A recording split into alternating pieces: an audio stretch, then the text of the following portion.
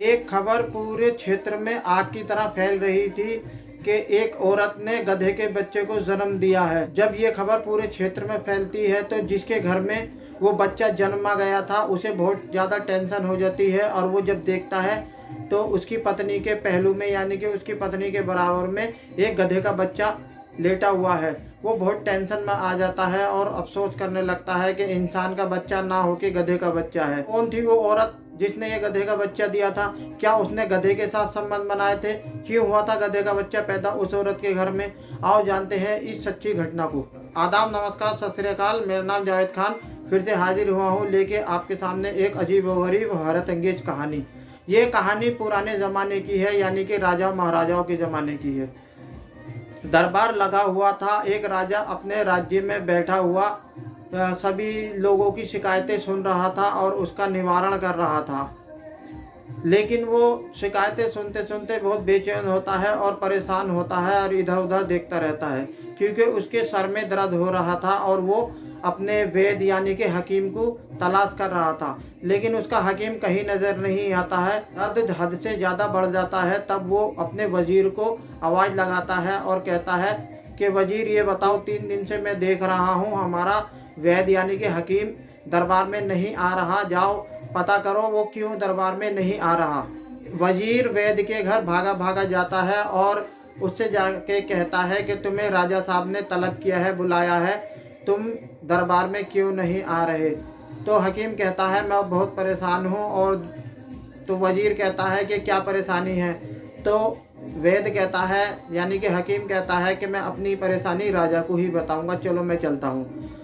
वैद यानी कि हकीम दरबार में आ जाता है और राजा के सामने झुक के सलाम पेश करके खड़ा होकर बताता है कि राजा साहब मैं बहुत ज़्यादा परेशान हूँ, मैं बहुत टेंशन में हूँ, इसलिए मैं दरबार में नहीं आया था। तो राजा कहता है कि ऐसी क्या परेशानी है, क्या तुम्हें टेंशन है जो तुम दरबार में नहीं आए? और मैं यहाँ इतना परेशान हूँ, मेरे सर में दर्द हो रहा है, तुमने मेरा भी ख्याल नहीं किया। तब वो वैद कहता है कि राजा जान की अमान चाहता हूँ। राजा कहता है कि ठीक है, जान की अमान दी, बताओ क्या वजह थी कि तुम दरबार में क्यों नहीं आए?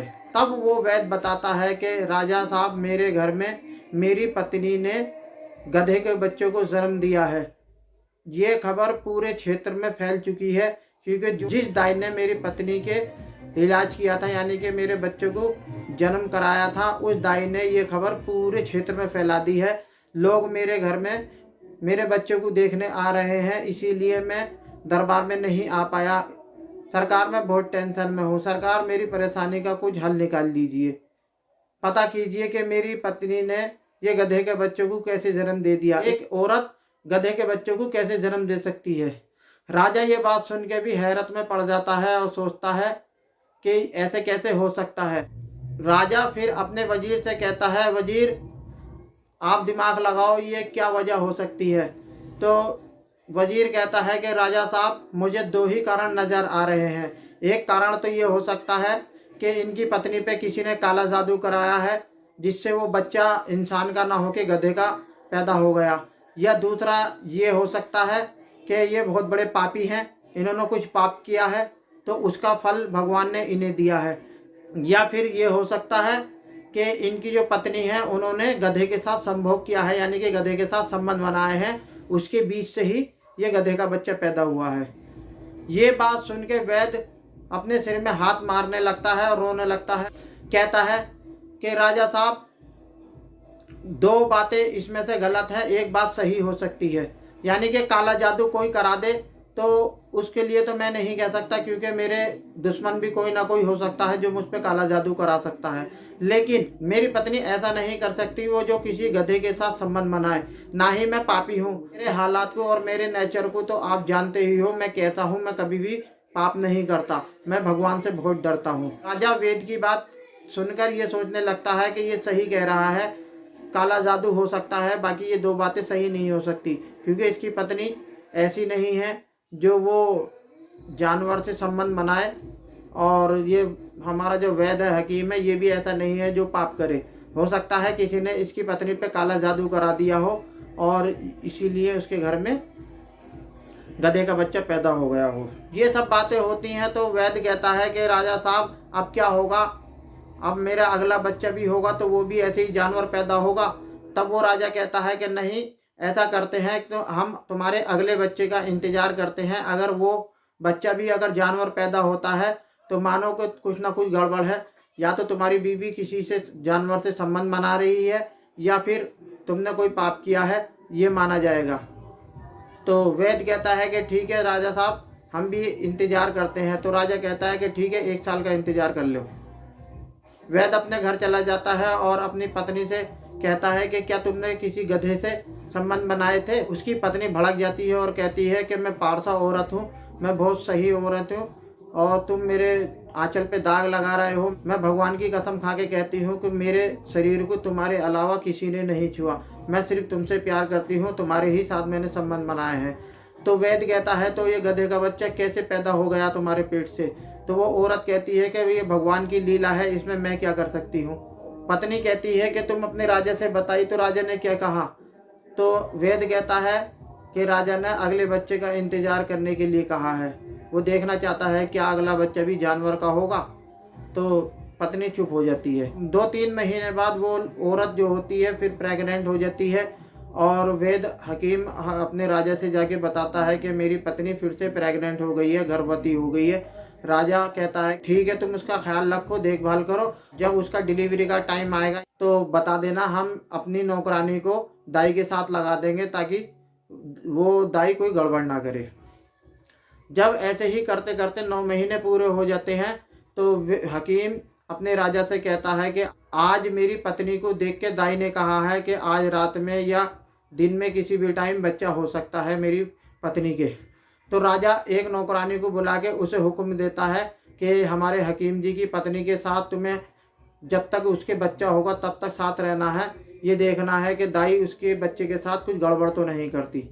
तो वो नौकरानी कहती है कि ठीक है, मैं ऐसे ही करूँगी। नौकरानी चली जाती है और रात को वहाँ हकीम के घर पे ही रहती है और सुबह होने से पहले यानी कि लगभग सुबह में 4 बजे नौकरानी अपने महल में आके सो जाती है। उधर हकीम के घर बच्चा हो जाता है और सुबह में सारे क्षेत्र में यानी कि सारे इलाके में फिर से शोर मच जाता है कि वैद्य जी जो है हकीम जी की पत्नी ने आज अब की बार कुत्ते के बच्चे को जन्म दिया है। ये बात फिर आग की तरह फैल जाती है और फिर लोग उसके घर पे आने लगते हैं, उसके घर भीड़ लग जाती है और उस बच्चे को देखने लगते हैं। हकीम भी जब अपने बच्चे को देखता है तो एक कुत्ते का बच्चा उसकी पत्नी के बराबर में लेटा हुआ है। तो हकीम अपना सिर पकड़ के बैठ जाता है और रोने लगता है। फिर भागा भागा राजा की खिदमत में जाता है और कहता है कि राजा साहब, पिछली बार मेरी पत्नी ने गधे के बच्चे को जन्म दिया था, आज मेरी पत्नी ने कुत्ते को बच्चे को जन्म दिया है। वैसे राजा साहब, मैंने एक ख्वाब भी देखा था जिसमें मैं अकेला जा रहा हूँ, बहुत सारे कुत्ते मेरे पीछे पड़ रहे हैं, मैं भागा जा रहा हूँ, कुत्ते मुझे पीछे से पकड़ रहे हैं, मैं भागते भागते गिर जाता हूँ, कुत्ते मेरे ऊपर चढ़ जाते हैं और मुझे काटने खसोटने लगते हैं। इतने में ही मेरी आँख खुल जाती है। तो राजा साहब, मुझे लगता है कि मैंने कुछ पाप किए हैं जिसकी वजह से ये कुत्ते का बच्चा मेरे घर में जन्म हुआ है। राजा कहता है कि ऐसा कुछ नहीं होता, हमने एक नौकरानी को तुम्हारे घर पे भेजा था, हम उस नौकरानी को बुलाते हैं और उससे सारी बात पूछते हैं, वो बताएगी सही बात, क्या तुम्हारी पत्नी के कुत्ते का ही बच्चा पैदा हुआ है या कुछ और राज है। फिर नौकरानी को बुलाया जाता है और उससे पूछा जाता है कि तुमने रात क्या देखा हकीम के घर पे, क्या उसके कुत्ते का ही बच्चा पैदा हुआ है। जब नौकरानी सारी बात बताती है तो राजा गुस्सा हो जाते हैं और अपने वजीर को हुक्म देते हैं कि जो दाई है उसे पकड़ के लाओ और जो हकीम की पत्नी है उसे भी पकड़ के लाओ। वजीर चला जाता है सिपाहियों को लेके और दाई को और हकीम की पत्नी को पकड़ के ले आता है। हकीम की पत्नी से पूछता है राजा कि ये सब क्या नाटक है, तुमने ऐसा क्यों किया। हकीम की पत्नी बताती है कि राजा साहब, हम शहर में रहते थे और मेरे पिता बहुत बड़े हकीम थे, ये जो हकीम है मेरा पति है, ये मेरे बाप के पास आया था एक बार हिकमत सीखने के लिए। मैंने जब इसे देखा पहली बार तो मुझे ये बहुत ज़्यादा पसंद आ गया और मैंने इसे शादी करने के लिए कहा तो इसने मुझसे शादी कर ली और ये फिर शहर से मुझे गांव लेके आ गया। अब मैं गांव में रहने लगी लेकिन मुझे गांव का माहौल अच्छा नहीं लगा, मेरा यहाँ दिल नहीं लग रहा था। तो मैंने सोचा कि मुझे इससे कैसे छुटकारा पाना चाहिए। मैं नहीं जीना चाहती थी गांव की ज़िंदगी, मुझे तो शहर की ज़िंदगी अच्छी लगती है। एक बार मैंने इससे कहा भी था कि तुम गांव छोड़ के शहर चलो, तो इसने मना कर दिया, कह दिया कि मुझे राजा की खिदमत करनी है, मेरे पुरखों ने भी राजा की खिदमत की है, मैं भी राजा की खिदमत करूँगा और मैं अपना गांव और अपना राजा को छोड़ के कहीं नहीं जाऊँगा। तो जब इसने मुझसे ये कहा तो मुझे इससे नफरत हो गई और मैंने इससे छुटकारा पाने के लिए प्लानिंग करने लगी। इतने में ही मैं प्रेग्नेंट हो जाती हूँ। तो फिर मेरे दिमाग में ये आइडिया आता है कि जब मैं बच्चों को पैदा करूँगी तो उस बच्चों को मैं गायब करा दूंगी दाई के हाथों और उसके बराबर में गधे का बच्चा लिटा दूंगी और वो गधे का बच्चा देख के ये नाराज हो जाएगा और मुझे तलाक दे देगा। इसके लिए मैंने दाई को तैयार किया था और उसे बहुत सारे पैसे दिए थे और दाई से कहा था कि जैसे ही मेरा बच्चा पैदा हो तुम उसे गायब कर देना और उसके जगह पे वो गधे का बच्चा हो छोटा सा, यानी कि जो उसी दिन पैदा हुआ हो, उसे कहीं से भी तलाश करके मेरे बराबर में लिटा देना और सब में फैला देना कि इस औरत ने गधे के बच्चे को जन्म दिया है। तो राजा ये बात सुन के गुस्सा हो जाता है और कहता है कि चलो पहला बच्चा तो तुमने पैदा कर लिया और गधे का बच्चा साबित कर दिया, लेकिन तुमने दूसरा बच्चा क्यों पैदा किया? तो वो कहती है कि ये हकीम मुझे छोड़ नहीं रहा था, इतने में मैं फिर से प्रेग्नेंट हो जाती हूँ। मैंने फिर मन बना लिया था कि किस्मत में शहर में रहना नहीं लिखा, तो मैंने अपने पति के साथ रहने का मन बना लिया था। लेकिन जब मेरा दूसरा बच्चा पैदा हुआ तो मैं बेहोश हो गई थी। मुझे नहीं पता कि मैंने इंसान के बच्चे को जन्म दिया है या कुत्ते के बच्चे को जन्म दिया है। अब राजा दाई से पूछता है कि अब अगली कहानी तुम बताओ कि ये कुत्ते का बच्चा कैसे इस औरत के बराबर में लेटा हुआ है, इसने कैसे पैदा कर दिया? तो दाई कहती है कि सरकार मैं क्या कह सकती हूँ, इसी ने ये बच्चा पैदा किया है कुत्ते का। तब राजा उस नौकरानी को बुलाता है और उससे कहता है कि जो तुमने यहाँ पे छुप के सारी हकीकत जानी है हकीम के घर पे, वो सारी कहानी बताओ। तब वो नौकरानी बताती है कि इस औरत ने यानी कि हकीम की पत्नी ने इंसान के बच्चे को ही जन्म दिया था। इस दाई ने वो बच्चा गायब कर दिया और मेरी देखते आंखों इसने कुत्ते का पिल्ला यानी कि कुत्ते का बच्चा लाके इस औरत के बराबर में लिटा दिया। तब राजा दाई से कहता है क्या बात है, हकीकत बता दो वरना मैं तुम्हें हाथी के पैरों के तले डलवा के अभी कुचलवा के मरवा दूंगा। दाई घबरा जाती है, तब हकीकत बताने लगती है। वो कहती है एक औरत है जिसने मुझसे कहा था कि मेरे बच्चे नहीं हो रहे, मैं बच्चा गोद लेना चाहती हूँ लेकिन मुझे कोई बच्चा गोद नहीं दे रहा। तुम दाई हो, तुम ना जाने कितने बच्चे पैदा कराती हो, तुम्हारी निगाहों में कोई औरत ऐसी हो जो बच्चे पैदा करके बच्चे पालना नहीं चाहती हो, तो मुझे एक बच्चा दे देना, मैं तुम्हें बहुत सारे पैसे दूंगी। सरकार में लालच में आ गई। इसने मुझसे पहला बच्चा खुद से गायब कराया था और गधे का बच्चा अपने पास लिटाया था। इस बार मैंने सोचा कि इसका बच्चा गायब करके उस औरत को दे देती हूँ और वहाँ से मुझे बहुत सारे पैसे मिल जाएंगे और इसके बराबर में कुत्ते का बच्चा मैं रख देती हूँ।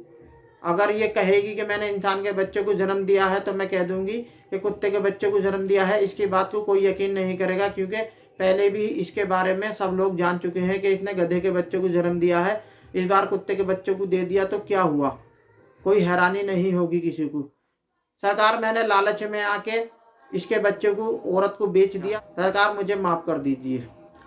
ये बात सुन के राजा गुस्सा हो जाता है और उस दाई को गिरफ्तार करा देता है और जेल भेज देता है। उसे 10 साल की सजा सुनाता है और जो वो पत्नी होती है उसे डांटता है और फटकारता है। उससे कहता है कि तुम्हारा पति जो है ये हमारा हकीम बहुत अच्छा है, तुम इसके साथ हंसी खुशी रहो, ये तुम्हें बहुत प्यार करता है और शहर जाने का ख्वाब छोड़ दो, अब तुम्हारे मुकद्दर में गाँव है तो गाँव में ही हंसी खुशी रहो। तो पत्नी अपने हकीम पति से माफ़ी मांगती है और फिर उसके साथ घर चली जाती है और वो हंसी खुशी ज़िंदगी गुजारने लगते हैं। दाई ने वो जो बच्चा जिसे बेचा था वहाँ से राजा के हुक्म से वो बच्चा लाया जाता है और पहला वाला भी बच्चा लाया जाता है। दोनों बच्चे उस हकीम की पत्नी को दे दी जाते हैं, वो अपने बच्चों को अच्छे से पालती है। डियर फ्रेंड, ये वीडियो आपको कैसी लगी? अगर ये वीडियो आपको अच्छी लगी है तो मेरे वीडियो को लाइक करें, चैनल को सब्सक्राइब करें, प्लीज़ कमेंट करें। जय हिंद, धन्यवाद।